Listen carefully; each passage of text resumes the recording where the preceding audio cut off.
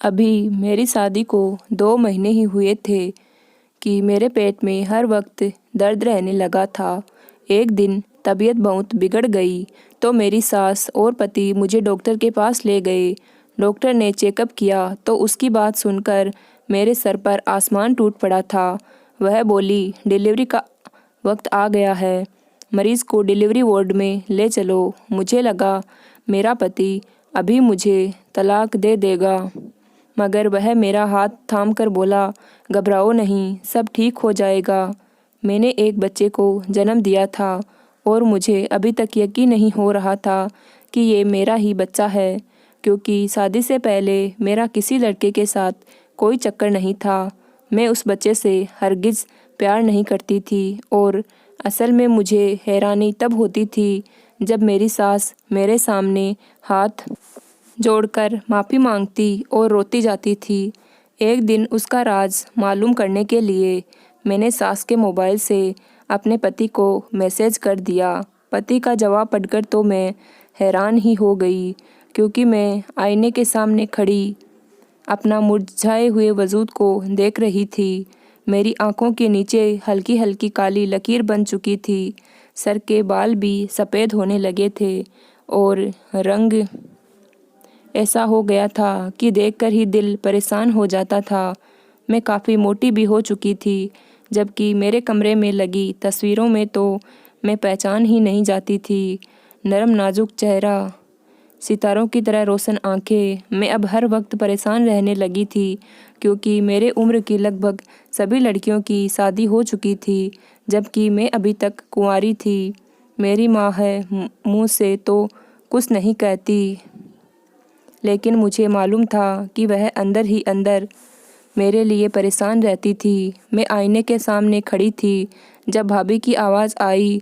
वो बोली, रेखा आ जाओ, चाय बन गई है, सब साथ बैठते हैं। मैं भी उनके साथ चल पड़ी थी।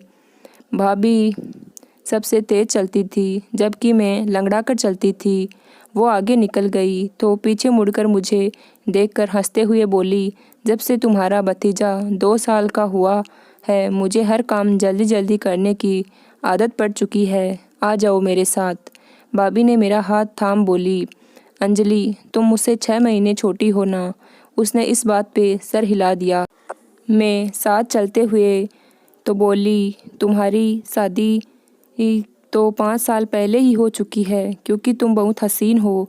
देखो, मैं आज तक अपने माँ बाप पर बोझ बनी बैठी हूँ, क्योंकि मैं लंगड़ी भी हूँ और मोटी भी। अंजलि एकदम परेशान हो गई। वह बोली, चुप करो रेखा, ऐसी बातें नहीं करते। भगवान सब बेहतर करेगा, तुम बिल्कुल भी फिक्र ना करो। वो तुम्हारे लिए बेहतर ही पति ढूंढेगा। मैं चुप हो गई थी। शाम को मैं अपने कमरे में बैठी रामायण पढ़ रही थी जब मेरी भाभी भागती हुई कमरे में दाखिल हुई। वो बोली, रेखा, जल्दी से कोई अच्छा सा ड्रेस पहनकर बाहर आ जाओ, तुम्हारे लिए रिश्ता आया है। मैं तो भाभी की तरफ देखती ही रह गई। मैं बोली, अंजलि, मेरे लिए रिश्ता? वो कैसे? भाभी हंसने लगी और बोली, माँ जी ने रिश्ता लेकर आने वाली आंटी से बात की थी, वो लेकर आई थी। मैं बोली, अंजलि, क्या फ़ायदा तैयार होने का जब लड़के वाले मुझे रिजेक्ट ही करने वाले हैं। वह बोली, ना उम्मीदी वाली बातें मत करो, तुम पीटोगी मुझसे। देखो, सुबह हमने तुम्हारे रिश्ते के लिए प्रार्थना की और अब रिश्ता आ गया। अगर हम प्रार्थना करेंगे तो वह तुम्हें पसंद भी कर लेंगे। हो सकता है हमारी ये प्रार्थना भी सफल हो जाए। मैं तैयार होकर बाहर आ गई तो एक लड़का और एक आंटी बैठी हुई थी। आंटी मुझे देखकर खुशी से उठकर खड़ी हो गई थी। उसने मुझसे बहुत बड़े प्यार से अपने पास बुलाया, जबकि मैंने तिरछी नज़र से उस लड़के की तरफ देखा था। आज मुझे पहली बार ये एहसास हुआ था कि पहली नज़र की मोहब्बत किसे कहते हैं। वो लड़का भी मेरी तरफ देखकर मुस्कुरा दिया था। मेरे दिल से सच्ची दुआ निकली थी कि हे भगवान, ये लोग मुझे पसंद कर ले। तभी आंटी बोली, हमें आपकी बेटी बहुत पसंद आई है। अगर आप कहे तो हम इसे अभी अंगूठी पहना के जाते हैं। तभी मैंने नज़र उठा के उस लड़की की तरफ देखा था। वो अब भी मुझे ही देख रहा था, माँ बोली, अगर यह बात मेरे हाथ में होती तो यकीनन आपको अंगूठी पहनाने की इजाज़त दे देती, मगर आप तो जानती है ना कि शादी ब्याह के मामले मर्दों के हाथ में होते हैं। रेखा के पिताजी जब ऑफिस से वापस आ जाएंगे तो उनसे बात करके मैं आपको कॉल कर देती हूँ। वो लोग चले गए थे, मगर मेरा दिल अभी तक बेहद धड़क रहा था। फिर ये हुआ कि मेरे सारे फैसले भगवान ने अपने हाथ में ले लिए। दोनों तरफ से ही हाँ हो गई थी और सिर्फ 1 महीने बाद ही शादी की तारीख भी तय हो गई थी। मैंने अपने घर वालों को सख्ती से मना कर दिया था कि मुझे धूमधाम से शादी नहीं करनी। मेरे दिल में यही डर था कि लोग मुझे देख के हंसेंगे। मेरे घर वालों ने भी मेरी इस बात को मान लिया था और बिल्कुल वैसा ही किया जैसा मैंने कहा था। घर वालों ने शादी के जोड़े में मुझे विदा किया था और मैं अमन की दुल्हन बन चुकी थी। मैं बहुत खुश थी। थोड़ी देर बाद ही अमन कमरे में आ गया था। वो भी खुश लग रहा था। उसने मुझे मुँह दिखाई रस्म पर अंगूठी पहना दी थी और बोला, रेखा, मैं आज बहुत खुश हूँ कि तुम मेरी ज़िंदगी में शामिल हो चुकी हो, जबकि मुझे अभी तक इस बात पे यकीन ही नहीं हो रहा था। ऐसे कैसे हो सकता था कि वो एक मोटी सी बेरौनक लड़की को पाकर खुश हो गया हो। मैं बोली, मुझे एक बात पूछनी थी। आप मुझे ये बताएं कि आपने मेरे साथ शादी क्यों की है। वो मेरे सवाल पर हंस दिए। वो बोले, जाहिर सी बात है, तुम मुझे अच्छी लगी थी,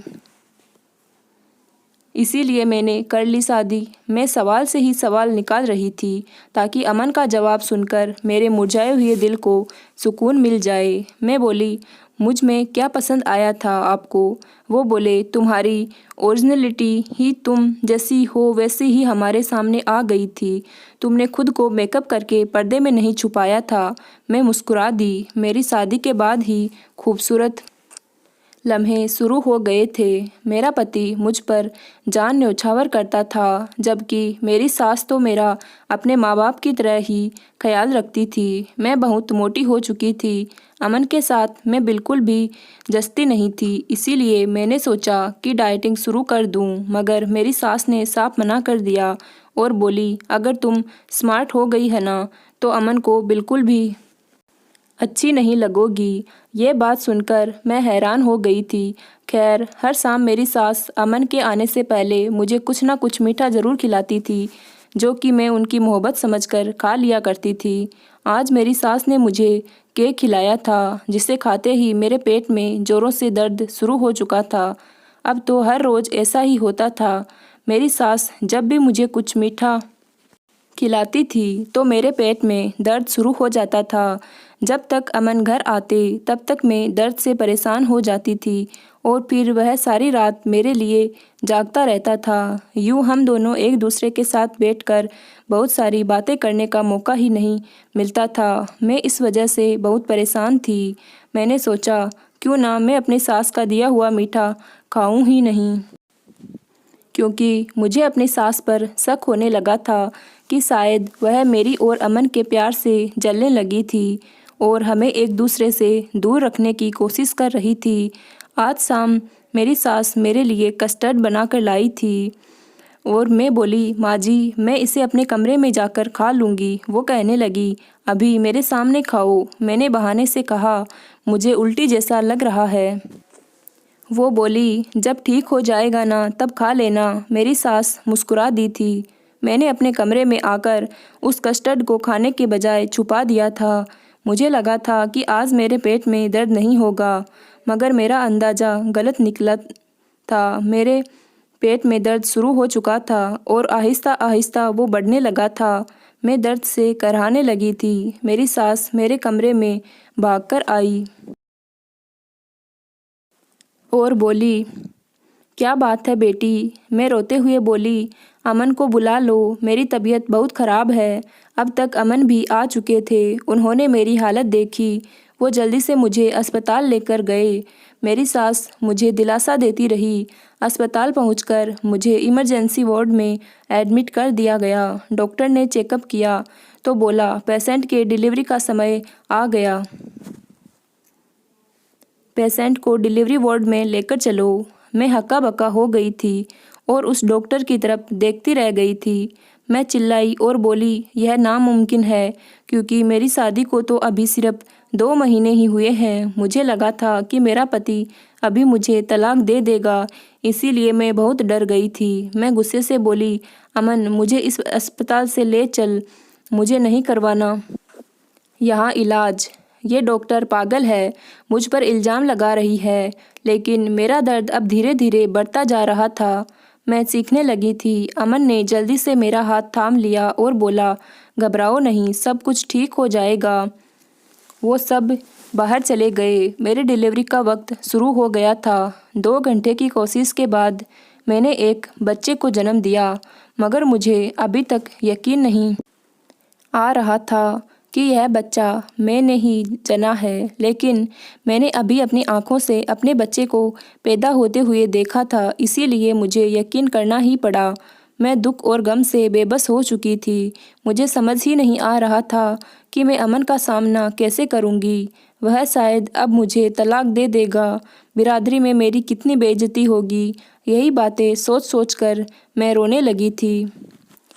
थोड़ी देर हुई थी कि अमन और मेरी सास कमरे में आ चुके थे। दोनों बहुत खुश लग रहे थे। मेरी सास ने मुझे मुबारक दी और बच्चा मेरे सामने करके बोली, देखो बहू, बेटा हुआ है। ये तो हूबहू तुम पर गया है। मैंने मुंह फेर लिया तो मैं बोली, इसे मेरी आंखों के सामने से दूर ले जाएं। अमन बोला, क्या बात है रेखा, तुम्हें किस बात का शक हो रहा है? तुम इस छोटे से बच्चे के ऊपर जुल्म मत करो।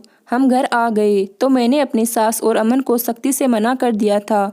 वह मेरे घर वालों को इस बच्चे के पैदाइश के बारे में कुछ भी ना बताए। मैं नहीं चाहती थी कि मेरे पिताजी को पता चले कि उनकी बेटी ने शादी के 2 महीने बाद ही उन्हें नाना बना दिया था। अमन अब भी मेरा बहुत ख्याल रखता था। उनकी जगह कोई और मर्द होता तो अब तक मुझे तलाक दे चुका होता। मेरी सास इस बच्चे को संभालती थी। मुझे तो उसका मुंह देखने का भी दिल नहीं करता था।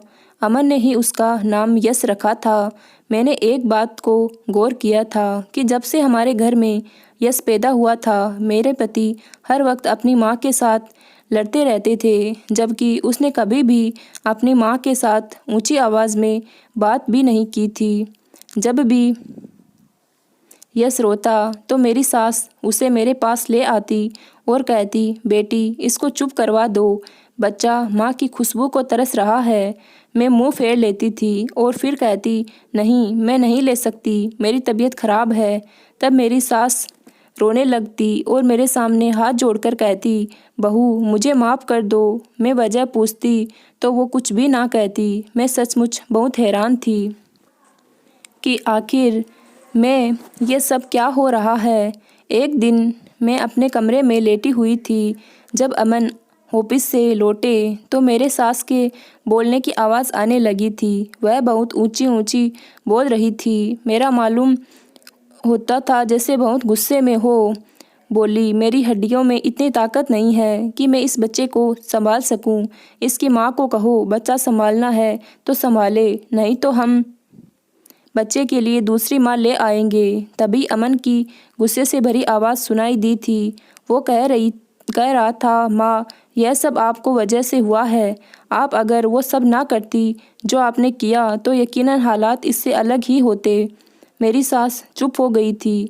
थोड़ी देर बाद अमन कमरे में आया तो मैं थोड़ी डर के बैठी। मुझे लगा कि वो मेरे साथ लड़ाई करेंगे, मगर वो मुस्कुरा कर बैठ गए थे। मेरी ज़िंदगी अमन के दम से रोशन हो चुकी थी। मैं बच्चे को जन्म देने के बाद बहुत स्मार्ट हो चुकी थी। मैं खुश थी, लेकिन अब मुझे अपनी सास पर शक हो गया था।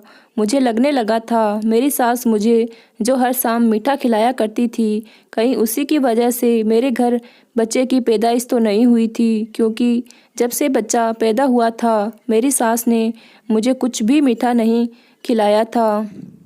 अमन ने यश के लिए आया का इंतज़ाम कर लिया था। अब ज़्यादातर यश को आया ही संभालती थी। एक शाम को मैं सोकर उठी तो आया बोली, जी मैम साहब, आपकी सास पागल वागल है क्या? मैं बोली, नहीं तो, लेकिन तुम ऐसा क्यों कह रही हो? तो वो बोली, आज जब आप सोई हुई थी तो आपकी सास आपके पास आकर बैठी थी और रोती चली जा रही थी और बार बार आपसे माफ़ी मांग रही थी। मैं उसकी बात सुनकर चुप हो गई थी। अब मुझे सास पे होने वाला शक और भी बढ़ता जा रहा था कि हो ना हो उसने ही कुछ ऐसा किया होगा जिसकी वजह से मैंने 2 महीने ही में ही बच्चे को जन्म दिया था। मैंने आया से कह दिया था कि तुम अब मेरी सास पर नज़र रखना, वो दिन भर जो कुछ भी करती है मुझे एक एक बात आकर बताना। वो मुस्कुराकर बोली, जी मैम साहब, मैं तो आपकी ही वफ़ादार हूँ। खैर, अब मेरे दिल को थोड़ा बहुत सुकून मिल गया था, क्योंकि मुझे लगता था कि ये काम वाली औरत बहुत अच्छी जासूस हुआ करती हैं। अमन स्टडी रूम में थे, वह अपने ऑफिस के काम उसी रूम में बैठकर किया करते थे। मैंने उनके लिए चाय बनाई और वही लेकर गई। मैंने सोचा कि चलो 2 पल बैठकर अपने पति से बात कर ली जाए, लेकिन मैंने जैसे ही अपने पति से बात करनी चाही, लेकिन मैंने जैसे ही दरवाज़ा खोला, अमन हड़बड़ा गए थे और उनके हाथ से छूटकर कुछ फ़ोटो ज़मीन पर बिखर गए। मैंने उस पे नज़र डाली तो फ़ोटो से अमन मुस्कुराता हुआ खड़ा था और साथ में कोई खूबसूरत लड़की खड़ी थी जिसने अमन के हाथ को मजबूती से थामा हुआ था। इससे पहले कि मैं उस लड़की की शक्ल देख पाती, अमन ने वो फ़ोटो उठा लिए थे। मुझे एक पल के लिए शक हुआ था कि शायद मेरा पति मुझे धोखा दे रहा था और यह एक ऐसी बात थी जिसके बारे में मैंने कभी सोचा भी नहीं था। मुझ पर तो क़यामत ही टूट पड़ी थी। अमन जल्दी से उठा और बोला, आओ रेखा, मेरे साथ बैठो।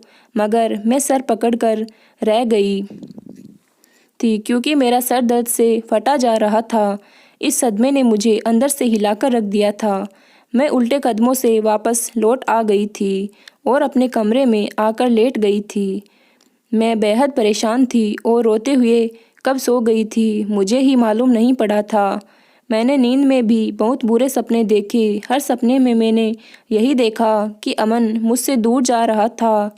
मैं अमन की आवाज़ सुनकर ही उठी थी और हड़बड़ा कर बैठी थी। अमन बड़ा परेशान सा लग रहा था। वह बोला, क्या बात है रेखा, तुम नींद में बार बार रो क्यों रही थी? मैं वैसे ही परेशान थी, इसीलिए कोई जवाब ही नहीं सूझ रहा था। मैं बोली, कुछ नहीं, बुरा सपना देख लिया था। अमन बोला, तुम मुंह हाथ धो लो, मैं तुम्हारे लिए खाना लेकर आता हूँ। अमन कमरे से बाहर चला गया तो मेरी नज़र पानी की जग पर पड़ी। उसमें पानी नहीं था, जबकि प्यास से मेरे गले में कांटे चुभ रहे थे। मैं भी जग उठाकर अमन के पीछे ही चल पड़ी थी, लेकिन मेरे कदम किचन से आती हुई आवाज़ सुन के रुक गए थे। माजी अमन के साथ कुछ बात कर रही थी, जिसके जवाब में अमन बोला, मुझे दुनिया वालों की कोई परवाह नहीं है। हाँ, मैंने दूसरी शादी की है, उससे मैं दिलो जान से मोहब्बत करता हूँ, उसके बगैर मैं नहीं रह सकता। ये बातें हथौड़े की तरह मेरे दिल पर बरस रही थी। क्या अमन ने दूसरी शादी की है? मेरे आंखों से आंसू बहते जा रहे थे। मैं फिर उल्टे कदम वापस लौट आ गई थी। कमरे में जब अमन वापस आया तो मुझे देखकर दंग रह गया। वह बोला, रेखा, जब मैं कमरे से गया था तब तुम संभल चुकी थी और अब फिर से तुम्हारा चेहरा फिर से मायूस लग रहा है। मुझे बताओ, हुआ क्या है? किस बात की टेंशन ले रही हो? दिल तो कर रहा था कि मैं कह दूं कि अमन, आपकी दूसरी शादी का दुख मुझे अंदर ही अंदर मार रहा है, मगर मैं चुप रही थी। मैंने अमन से नींद की गोली मांगी थी। मैं बोली, अगर मैं जागती रही तो आज मेरा दिमाग फट जाएगा। अमन ने कुछ भी कहे बिना मुझे गोली थमा दी थी। ना जाने मैं कितने घंटे सोती रही थी। सुबह जब मेरी आँख खुली तो अमन ऑफिस जा चुका था। मैं बाहर आ गई। अभी तक मेरा दिमाग फट रहा था। तभी मेरी नज़र मेरी सास के मोबाइल पर पड़ी थी। वो सोफे पर पड़ा हुआ था। मैंने वो मोबाइल उठाया और अमन के स्टडी रूम में आ गई। मैंने अमन के नंबर पर मैसेज किया था कि रेखा का क्या करना है। इस मैसेज को सेंड करने के बाद मेरे दिल की धड़कन बहुत तेज हो गई थी। मेरा दिल बहुत घबरा रहा था। मेरे आंखों के सामने अंधेरा छा गया था। इतनी देर में ही अमन की कॉल आ गई थी। फ़ोन बजने लगा था तो मेरे हाथ थर थर कांपने लगे थे। मुझे कुछ समझ नहीं आ रहा था कि क्या करूं, मगर इतनी देर में फ़ोन बंद हो गया तो मैंने चैन की सांस ली। लेकिन एक बार फिर से मोबाइल बजने लगा था। जब तीसरी बार कॉल आई तो मैंने फ़ोन उठा लिया था। फ़ोन से अमन की गुस्से वाली आवाज़ बाहर आ रही थी। माँ, आप रेखा की जान को छोड़ क्यों नहीं देती? उसने क्या बिगाड़ा है आपका? अपने पसंद की शादी की थी। आपको जो भी सज़ा देनी है मुझे दे, रेखा को नहीं। आपको याद है ना, 2 साल पहले मैंने रेखा से मोहब्बत करके शादी की थी, जबकि आप चाहती थी कि मैं आपकी सहेली की बेटी के साथ शादी कर लूं, लेकिन मैं राज़ी नहीं हुआ और आप भी अपनी ज़िद पे अड़ी हुई थी। मजबूरन मुझे रेखा के साथ कोर्ट मैरिज करनी पड़ी थी। मैं जब दुल्हन बनके उसे घर ले आया तो आपने हर तरह से हमें अलग करने की कोशिश की। हम दोनों के दरमियान गलतफहमियां पैदा की और जब इन सब से भी आप हमें अलग न कर पाई तो आपने रेखा का एक्सीडेंट करवा दिया ताकि वो मर जाए। लेकिन माँ, मैं सोचता हूँ कि आपका दिल इतना पत्थर दिल कैसे बन गया था। एक जिंदा इंसान की जान लेने के लिए तो बहुत ज़्यादा हौसला चाहिए होता है ना। रेखा उस हादसे में बुरी तरह से जख्मी हुई थी। यहाँ तक कि डॉक्टर्स भी हैरान थे कि पेशेंट बच कैसे गई, मगर वो कोमा में चली गई थी। माँ, और जब आपको मालूम पड़ा था कि वो माँ बनने वाली है तो तब पहली बार आपको अपनी गलती का एहसास हुआ था। तब आपने मुझे सारा सच बता दिया था। आपको याद है ना, मैंने भी कई महीनों तक आपसे बात नहीं की थी। रेखा बच्चे की वजह से जल्दी ठीक हो गई थी। वो कोमा से बाहर तो आ गई, लेकिन उसकी याददाश्त चली गई थी। वो यही समझती थी कि मेरी अभी तक शादी नहीं हुई है, इसके लिए उसके माँ बाप उसे अपने साथ ले गए थे। माँ, आप भी जानती है कि 6 महीने बाद जब रेखा के भाभी की कॉल आई थी कि आप रेखा को फिर से शादी करके ले जाएं, क्योंकि उसे लगता है कि मेरी शादी नहीं हुई है, इसीलिए वो डिप्रेशन की शिकार हो रही है। उस दिन मैंने आपसे बात की थी और कहा था हम उसके लिए रिश्ता लेकर जाते हैं। जब रेखा शादी करके हमारे घर आई तो आप उसका बहुत ख्याल रखती थी। आपने ही उसकी दवाई की जिम्मेदारी उठाई थी और उसे मिठाई में दवाई डालकर देती थी। अब आप फिर से लोगों की बातों में आ गई है कि मैंने दूसरी बार भी रेखा से ही शादी क्यों की, जबकि आप ये भी जानती हैं कि ये शादी सिर्फ रेखा को दिखाने के लिए ही थी। वैसे अभी तक इसी सदमे में है कि शादी के 2 महीने बाद ही उसने बच्चे को जन्म कैसे दिया, इसीलिए उसने खुद को अपने सगे बच्चे से दूर रखा हुआ है। अमन ज़ोर ज़ोर से चिल्ला रहा था, जबकि मुझे उसकी ये तमाम बातें सुनकर झटके महसूस होने लगे थे।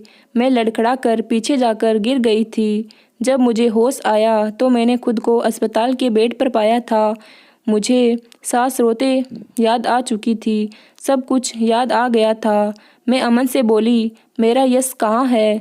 अमन मुस्कुरा दिया था। मैंने पहली बार अपनी औलाद को चूमा था। मेरी सास ने मुझसे माफ़ी मांगी तो मैंने उन्हें माफ़ कर दिया था। हालांकि ये बिल्कुल भी आसान नहीं था। उनकी वजह से मैं अपनी ज़िंदगी के खूबसूरत लम्हों को खो चुकी थी। खैर, मैंने ये सोचकर उन्हें माफ़ कर दिया था कि क्या पता ऊपर वाला भी मुझे माफ़ कर दे। दोस्तों, वीडियो कैसा लगा कमेंट करके ज़रूर बताना और हाँ, चैनल को सब्सक्राइब ज़रूर करना। धन्यवाद।